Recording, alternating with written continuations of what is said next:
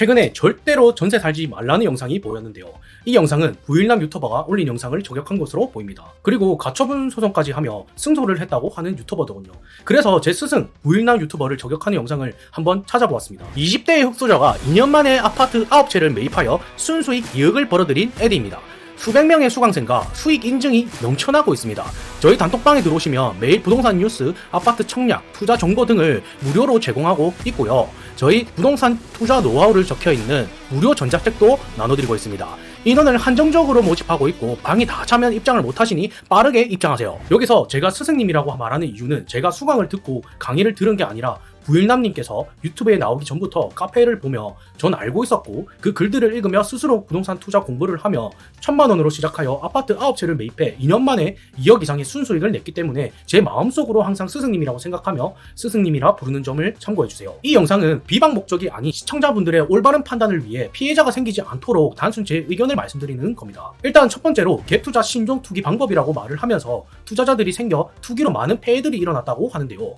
근데 반대로 생각해보면 이 말은 모순인 두 가지 이유가 있습니다. 전세로 사는 게 좋다는 유튜버, 과연 정말 투자자들이 집을 사지 않고 전세만 산다면 어떤 현상이 일어날까요? 첫 번째로 투자자들이 집을 사지 않으면 당연히 전세 매물이 나오지 않습니다. 그럼 돈 없는 서민들은 월세를 살거나 무리하게 대출해서 집을 사야 하는 상황이 나타납니다. 두 번째로 전세가 없어서 집을 사지 않으려는 사람들도 어쩔 수 없이 집을 사게 되고 매물이 줄어들어 집값은 더욱 폭등하게 되는 거죠. 만약 우리나라에 전세 제도가 없어진다면 세계에서 거품이 심한 나라로 손에 꼽히게 될 것입니다. 이 내용이 뇌피셜이라고 생각하시는 분들도 있을 텐데 진짜 최근에 예시로 임대차 3법, 즉 계약갱신 청구권이 생기면서 전세 매물이 줄어들게 되어 서울의 집값이 얼마나 폭등하게 되었는지 몸소 느꼈을 거라 생각합니다. 그리고 말씀하시는 게 부일남님이 말한 예시를 가지고 와 설명을 하는데요. 전세 5억 6천만 원으로 들어가면 전세 80%로 본인 자금 1억 1천만 원이 들어가고 이자 연 3%, 월 114만 원이 나간다고 합니다. 그리고 반대로 월세 5천에 160으로 월세를 들어간다면 연 552만 원 손해이지만 6천만 원의 투자금이 생긴다고 부일남 유튜버는 말했습니다. 결국 제 스승님은 전세 살 돈으로 투자금을 만들어 투자하는 게 낫다는 것이고 라어쪼고 유튜버는 월세를 살면 나가는 돈이 더 많이 들어가고 투자금으로 그만큼 수익률을 내려면 어렵다는 것입니다. 또한 리스크가 있기 때문에 전세를 사는 게 더 낫다는 말을 한 것인데요. 아무튼 전세 살지 않고 월세를 살았을 때 계산을 해보면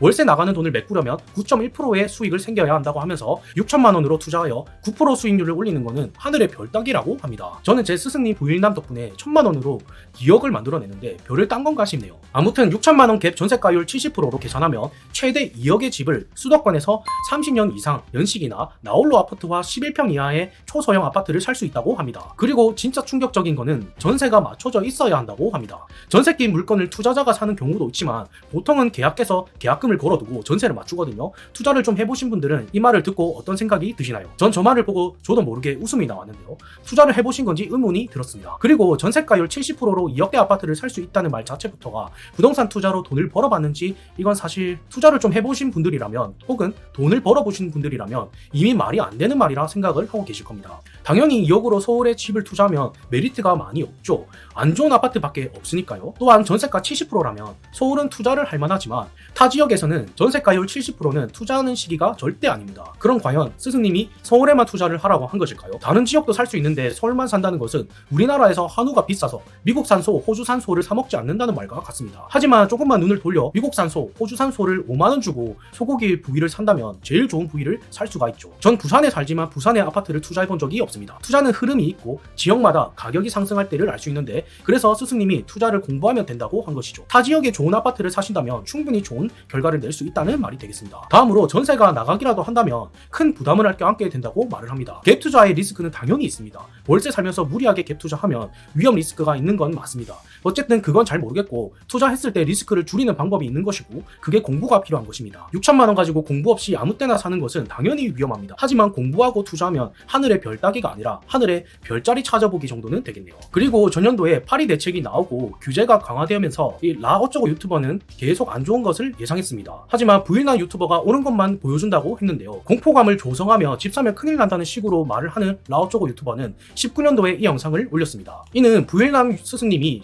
2018년도 4월에 영상을 게시했는데요. 그 이후에 집값이 어떻게 되었나요? 3년간 서울, 지방이 모두 폭등하였습니다. 이 영상을 보고 집을 사려다 그리고 망설이다 못 사신 분들은 지금 아예 집값이 올라 살 생각도 못하고 있지 않을까요? 이렇게 시장 읽는 판을 모르는 것을 보니 그냥 하락을 말씀하시며 호구로를 끄는 분이 아닐까 조심스러운 생각을 해봤습니다. 그리고 라오쪼고 유튜버는 악착같이 돈 모아서 일반인들이 돈을 꼬라박아야 부일남님이 돈을 번다고 주장하고 그래야 부일남님이 산 아파트를 빠져나가기 수월하다며 말을 했습니다. 아니 한 명의 유튜버가 어떻게 부동산 시장을 다 움직일 수 있겠습니까? 자신의 산 아파트를 공개한 것도 아닌데 말이죠. 이 유튜버는 우리나라가 경제 문맹으로 가게끔 더욱 만드는 유튜버가 아닌가 생각해봅니다. 투기꾼, 투자자들을 그저 나쁜 사람, 세입자 힘들게 하는 사람으로 매도하는데 인간은 누구나 마음속으로 돈을 벌고 싶어 하죠.